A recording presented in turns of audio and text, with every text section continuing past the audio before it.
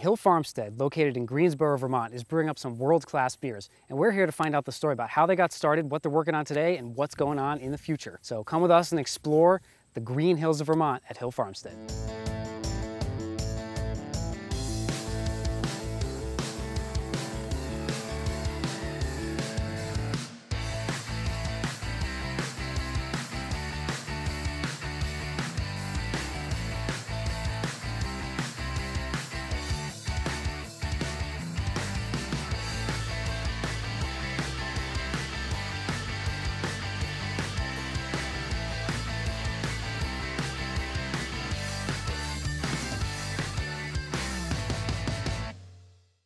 My name is Phil Young. My official title would be Special Operations Manager and Media Liaison, as described in my contract.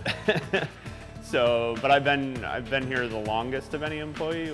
When I first started, it was just Sean, myself, and one other guy, Dan Suarez. Since then, the staff is bigger now, we'll say. My name is Kerrie Montgomery, and my position is retail staff in hospitality. I've been working here for over 4 years now, and I've been helping since the beginning. My name is Vasilios Gletsos. I am the production manager here at Hill Farmstead. I do some lab work as well as a lot of the work in the mixed fermentation cellar. I was a longtime friend and happened to move back to the area just in time to see the beginning of Hill Farmstead. I had a country store from 2003 to 2010, something like that, and just up here in West Glover, me and Sean met through like a friend of a friend. I started just carrying some beers that most stores around here didn't carry. Most stores back then around here just carried your, normal domestic beers, and I brought in, whatever was available at the time. I think it was like Sierra Nevada was probably the most exotic thing available at that point. There was a fairly successful restaurant being run out of the back of it called Parker Pie that my friend started. I rented the space to them, and then they essentially took over the store, bought me out, whatever you want to call it, and because I had an opportunity to come work here. I've been professionally brewing for about the last 11 and a half, 12 years. I'd known Sean for about that same amount of time, right before I professionally started brewing, and he'd been at it probably part of a year or something like that professionally.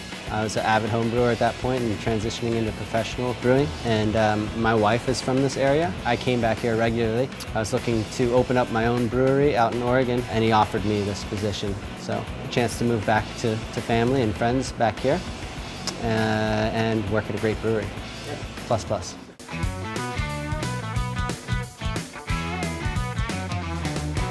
The official grand opening was Memorial Day 2010, but I mean the real origin of it, I guess, was Sean started home brewing as a high school science project, actually, when he was like 15 or 16, I don't remember exactly. Continued to home brew through college and whatnot. Never actually went to like school for brewing necessarily. Got his first real brewery job at the shed, basically just washing kegs, doing whatever he could, and then worked his way up eventually to head brewer there, and then went to work at Trout River, and then was lucky enough to get a job in Denmark at Norbo Brugges. Worked there a couple years, and it sort of came to the point, as I understand it, that he was basically like, well, I can either stay here in Denmark and enjoy life, and it's a nice place to live, but at the same time he wanted to come back here and sort of revive Hill Farmstead, so to speak. The logo was even family inspired, so the glass, a lot of people call it the wine glass, in the logo, that exact image was taken from a sign that somebody found in their attic back in the 50s, I believe. And the sign said A. Hill Entertainment, and A. Hill was Aaron Hill, who would be Ephraim's dad, so Sean's great something grandfather. He took that image and just created the sort of border or whatever you want to call around it, and that's just supposed to look like an H. There's a lot of speculation what that might mean too, but that's what it means. So yeah, everything right down to the logo. Many of the beers' names are family inspired, but this was Sean's way of kind of revitalizing this particular spot, and I think he's done a pretty good job. We broke the first 3 rules of business, right? Location, location, location. But yeah, luckily it hasn't seemed to affect affect us in a negative way. I think at this point it's sort of become like this pilgrimage type thing. I hear people use that word all the time.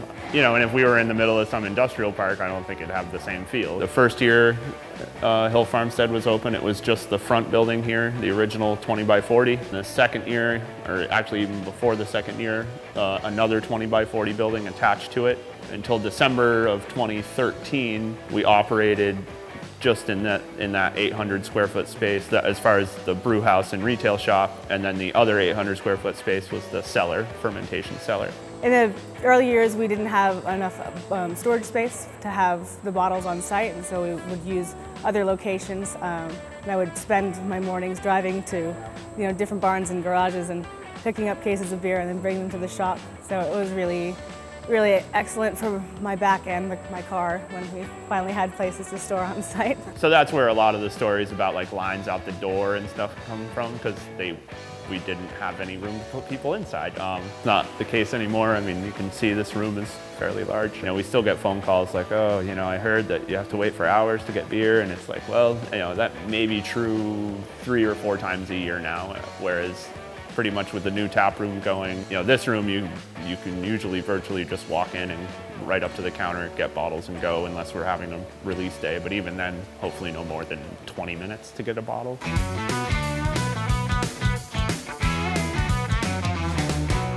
So Edward, that's our flagship beer, so to speak. That's American Pale Ale. It's the one beer that we always have in production, the one beer we always have on tap and available for growler fills. It's probably the most common beer that you see out in the marketplace, whether it's on tap here and there. I am loyal to Edward, and I always will be. And I think it's a great pale ale, and it reminds me of everything that we've done here. Basically, any other beer with a person's name is an ancestor of Sean. So Sean's family, the Hills, have been in Greensboro since literally before it was Greensboro, so over 200 years. So there's many, many names to choose from. We aren't going to run out of names.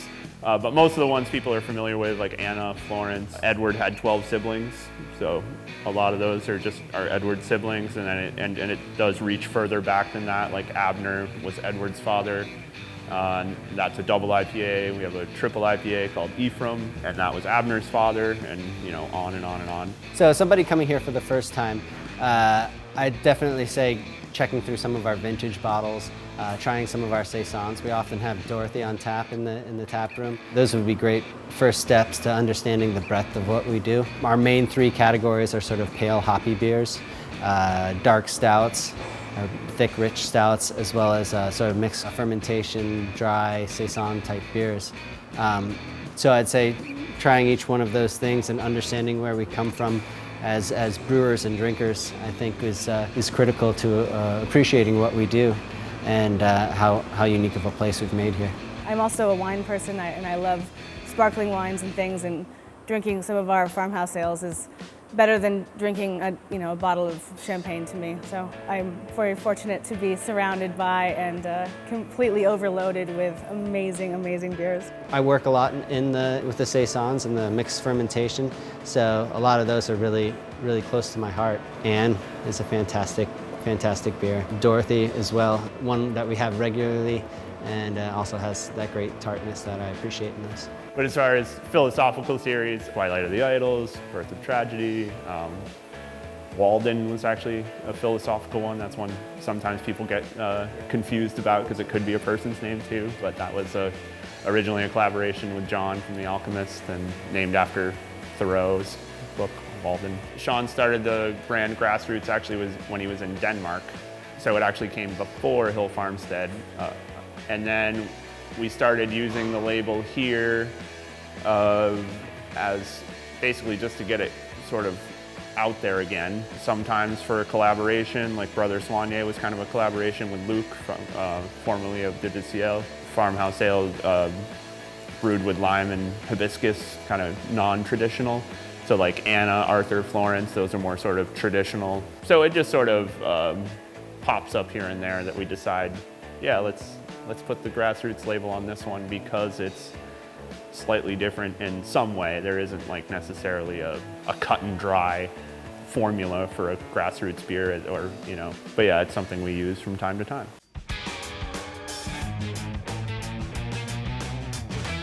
Ryan has used his brand Casita to do some collabs, like he did On Fleek with Stillwater. Yeah.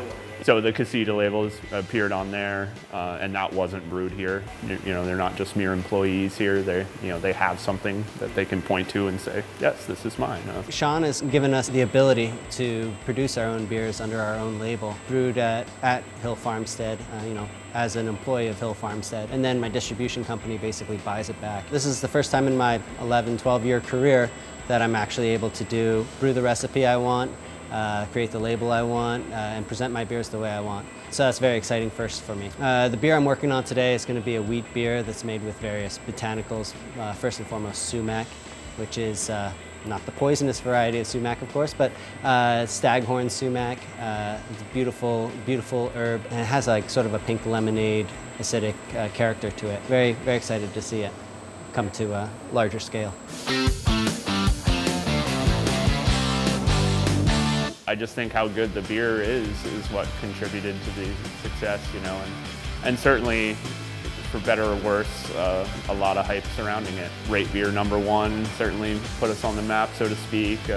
Numerous articles, you know, people see you in the New York Times, they see you in Time Magazine, they see you in Vanity Fair, they pay attention. Those are big publications. You know, I worked in various breweries of various amount of popularity, so to work at a place where your work is so watched and everything, it gives us some inspiration as we go throughout our day. For the most part, we're still really competing against ourselves to a certain degree, always trying to achieve our best results, always trying to do the best work we can. That being said, it's great to know that you have such an excited audience for your beers, for your work. We've never actively marketed in any way, shape, or form, and that's, you know, by design. It's not something we're real interested in. This is like basically the closest thing we do is interviews like this, and I think it just comes back to the beer consistently being that good. We have regular friends and clients that come multiple times a year from places, you know, that are quite far away, and it feels like we see them every day. I see people from Chicago and San Diego, and keeps us sort of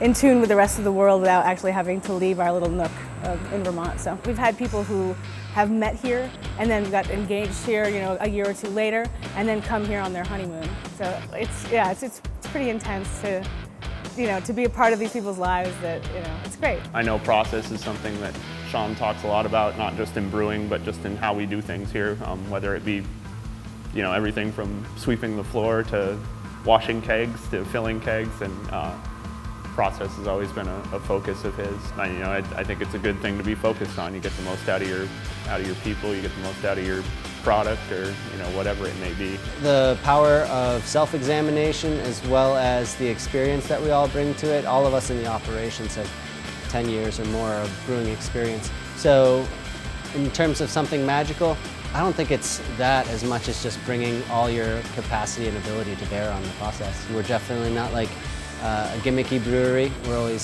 self-examining and trying to create the best beers that we want to drink. And I think that honest approach, as well as critical self-examination, I think that's really what you need.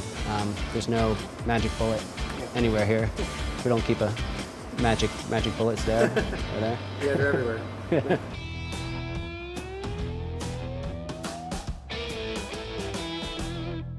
People come to Vermont to ski. Now they come to Vermont and visit breweries. It's just a thing that people do now, whereas I don't feel 5 years ago that was necessarily the case. It was more just people who were really into it. So we've benefited from that.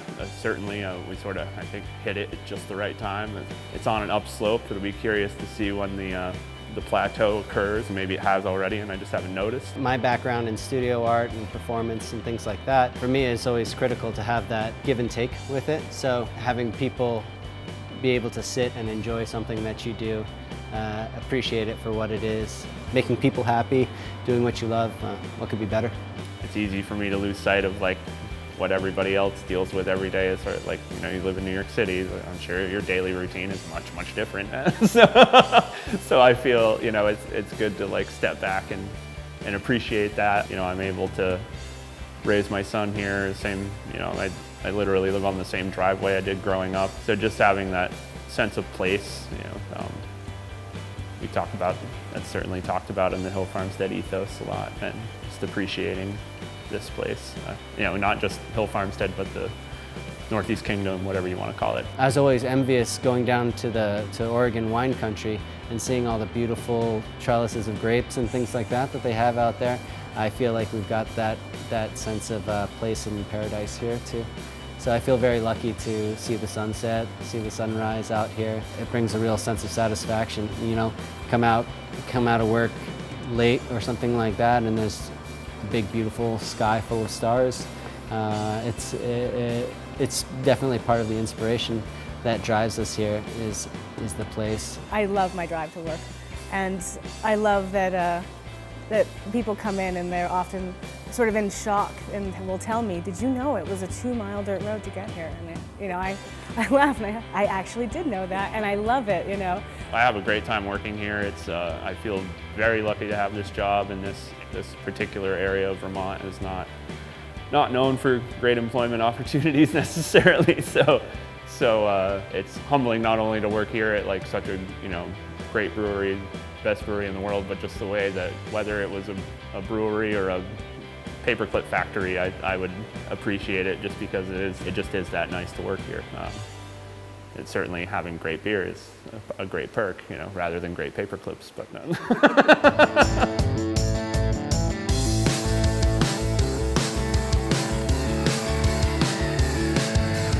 So that about does it here at Hill Farmstead Brewery. Thanks for checking out the show. Be sure to subscribe on YouTube, follow us on Instagram, Twitter, Facebook, all the social networking sites. You can find all the links in the description. Thanks again for watching, and we will see you guys in the next brewery. Cheers.